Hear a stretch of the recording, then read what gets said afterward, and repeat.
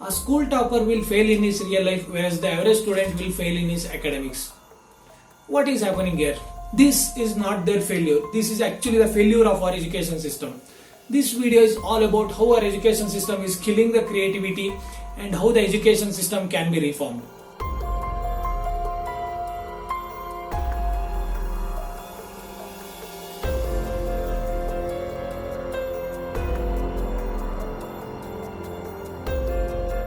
Hi friends, I am Adarsh MG from Wisdom World and I welcome you all to your own world of wisdom.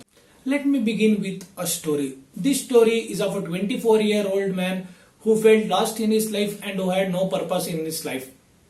He had a good grade in his school, college and graduation, and he even had a good job. But once the failure hits him, he felt it as the biggest disaster happened to him and he could never imagine himself as being rejected from the society. He thought of committing the suicide. Thanks to our education system, which made him a good student with good grade and good medals. What went wrong here? From beginning, he was conditioned to be the top and a good student. He could never able to accept his failure or to face any adversity in the life. I think most of us have been in the same position of that guy in any part of our life. Let me give you a little context to the current Indian education system which is being imposed by Britishers. They faced a lot of challenges while communicating with Indians, as every Indian state has a unique language.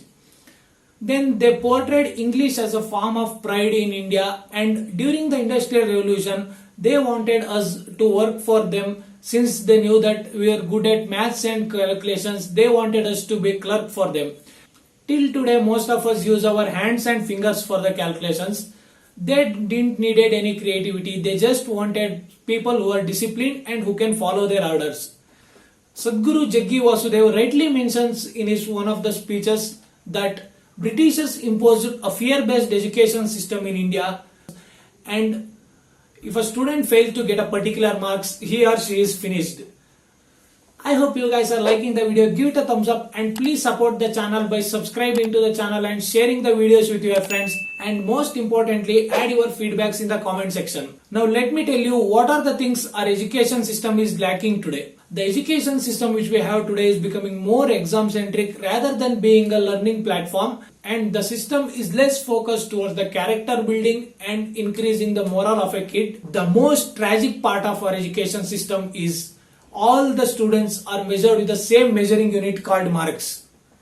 We can't expect a fish to climb a tree. Likewise, every student is unique and we can't expect everyone to be the top in the class. The education system must help student to accept his mistakes and accept the failure and become better with the time. And he should be able to handle each and every situation in life, and he should be independent to take his own decisions.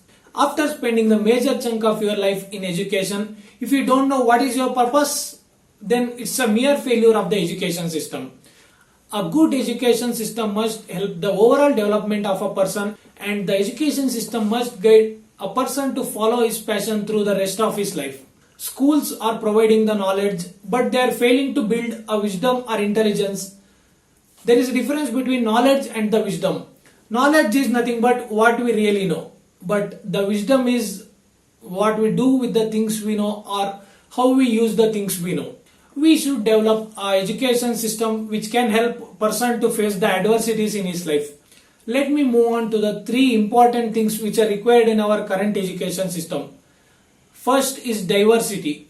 As we all know that each and every student is unique and different from other, we should not restrict them with the history, science, maths and other subjects. There is far more to learn apart from the syllabus, so we have to make diverse syllabus including the humanity, art, poetry, craft and sports and etc. The second thing is curiosity. I still remember that I used to ask a lot of questions to my parents and teachers. I think kids have a normal tendency to explore the things and learn from them. We must provide an education system where students get an opportunity to learn from their experiences by experimenting different things. One more important thing is called creativity. A good education system must have a room for the creativity. If I suddenly ask you A for, all of you will tell apple. We all have by hearted A for apple. That's not our fault. We never gave an opportunity to explore the words beyond A for apple. Students must have an opportunity to explore their creativity, and innovative thoughts must get an encouragement from the school system.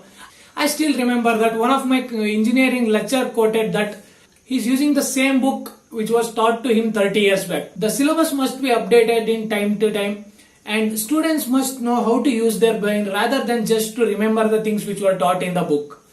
They have to expand their horizon, and they have to create something new and something which is useful to the world. Students must get an opportunity to do as many mistakes as possible so that they will learn from those mistakes and become better at decision makings. By doing the same things and by reading the age-old books, we can't expect students to create something new. As Einstein rightly said, imagination is more powerful than the knowledge. We have to allow the students to build their imagination, and then the knowledge will accompany their imagination to create something new.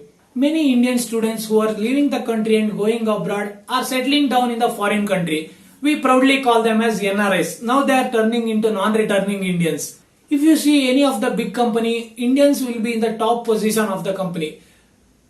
A skilled person who is leaving your country is not a sign of the good development of a country. If we want our youth to be more productive and work for our own country, there is no better way than improving our education systems. Recently, India has celebrated 75th Independence Day, but we never got a freedom from bloody British education system. Many governments have changed and everything changed from A to Z, but the only thing which is not changed is the education system. If we follow the same education system, we may let our future generations to suffer a lot. If we don't change our education system, India would be a ever-developing country rather than being a developed country. If you really wish India to be a superpower country, we must encourage students to be creative and innovative in their solutions. With the vast majority of population we have the potential to become superpower country if we change our education system. If you want India to be a superpower country, share this video with your friends, family and all WhatsApp groups so that a light bulb can blink in everyone's head. Until we meet next time, stay safe, keep smiling, and let's spread the wisdom together.